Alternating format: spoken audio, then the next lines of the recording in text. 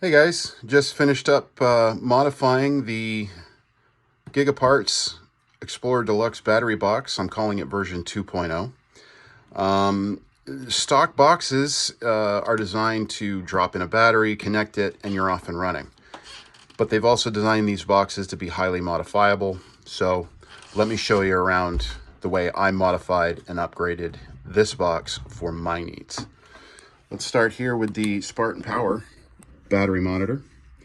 This will be great for showing me what my battery is doing when I'm in the field, camping, or if we lose power at the house, charging all my 12-volt devices and all the lights that I've got associated on this box. This is hardwired to the battery, which is inside, and I'll show you that here in a minute.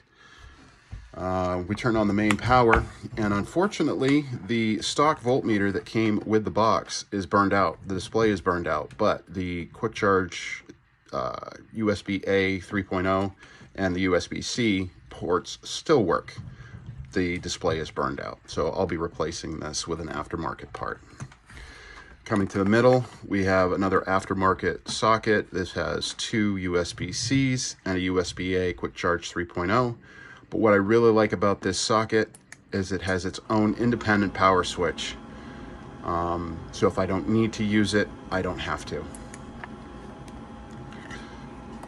This flap doesn't really like to close either. So moving on, we have another socket with a pair of USB-A quick charge 3.0 sockets or ports. Moving on to the front or left side of the battery box, I have these two switches. This switch here supplies power to this pair of Anderson power poles, and this switch here supplies power to this pair. So I have 4 Anderson power pole connections that I can hook up radios or anything with Anderson power poles on it to charge. Let me turn the battery box here a little bit and turn on my headlights with the switch that I have mounted here. And I have also these LED light bars that are pretty prevalent on the box. These are super bright, and if I turn off the workshop light, it still lights up the workshop pretty well. Turn this off. And moving on, this switch here controls the positive and negative binding posts, as well as the ubiquitous 12-volt automotive socket. I went with the upgraded version so I can stick in a cigarette lighter, and if I'm camping and don't have a Bic or anything really to start a fire, I've always got this. Let's turn the main power off, and I'll show you another feature of this box. I have here a single Anderson power pole connector. The battery that's in here is an eco-worthy 20 amp hour lithium iron phosphate battery. I went with the version that has a barrel connector and the 2 positive negative terminals, so I can discharge and charge the battery at the same time. So this single Anderson is connected to the barrel connector on the battery. The only problem is if I have this right on the battery all the time without this switch, this is going to be live all the time, and I really don't like that. So I installed the switch, and I can charge via solar or AC through this port. There is no solar charge controller in the box. I ran out of room. The AC charger, the cigarette lighter, and some extra fuses will fit in the box, but there was no room for a solar charge controller. So let me show you my 3 amp AC charger. And if we plug in the charger to the power box, the light is still green. But if we hit the switch, the light turns red, and the battery monitor is picking up that we are inputting 2.88 amps into the battery, which is almost fully charged. I mentioned the solar charge controller. I do have a modular battery power 10 amp MPPT solar charge controller that I've put Anderson power poles on. So all I have to do is plug this into the battery box, plug in my solar panel, hit the switch, and I can charge my battery with solar power. It's warming up. We have 13.22 or 13.2 volts. The battery is fully charged. It is a lithium iron phosphate battery. And then here we have 13.3 volts. And this is drawing about 26 milliamps.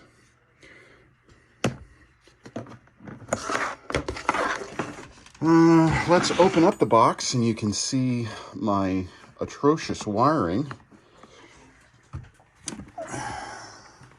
So here is the battery, a 20 amp hour eco-worthy lithium iron phosphate battery. Here's the barrel connector and then the positive and negative terminals.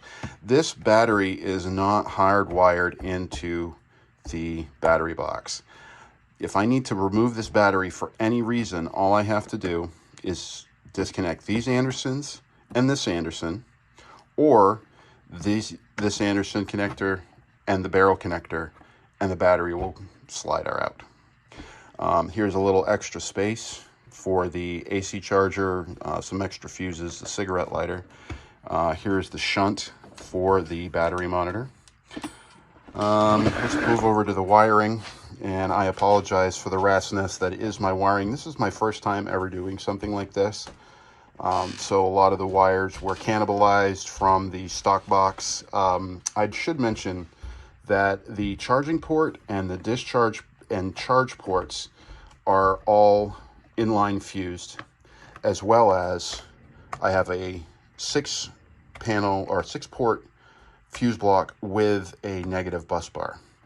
What I really like about this fuse block is if we turn the main power on and if we blow a fuse, if we try to turn on the light, this little red light comes on and tells you that there's a problem.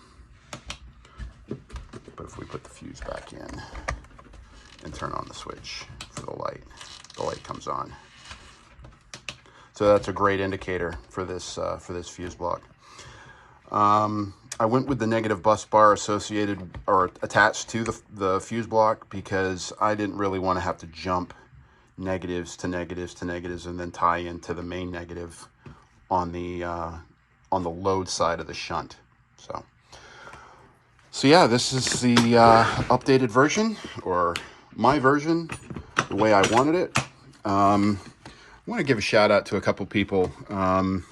Mike, K8MRD, amateur radio call sign, for the idea for the Spartan Power battery monitor. His Little Geek, Big Geek, and Mega Geek battery box builds were a huge inspiration for me to do this.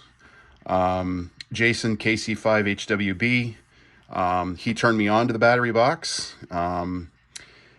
Had I done a battery box buying like an ammo can from Harbor Freight and parting out all of these sockets, it was going to be a lot more expensive than just buying a stock battery box. So shout out to Jason for turning me on to this. JDS Outdoors, he had a video, or has a couple videos of putting battery boxes together.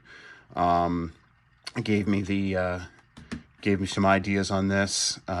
Will Prowse, check out his YouTube channel.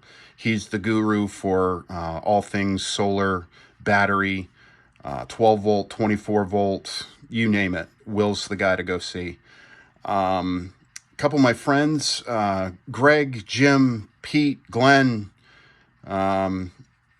these guys gave me some great feedback, some ideas, helped me out, figure out some stuff. Big shout out to the missus for putting up with me and obsessing over this for the last couple of months. It's been a long haul trying to think and process and draw out and map and just get all the parts together to put this battery box into fruition. So big shout out to her, everybody that helped me out with ideas, thoughts, bouncing what I should have on the battery box itself, design, layout. Huge props to everybody. So thanks for watching, and if you want to get yourself a battery box, I highly recommend the Gigaparts one, and modify it the way you want it to fit your needs for whatever you want: camping, ham operations, emergency, SHTF, whatever. So yeah, thanks for watching, and we'll catch you next time.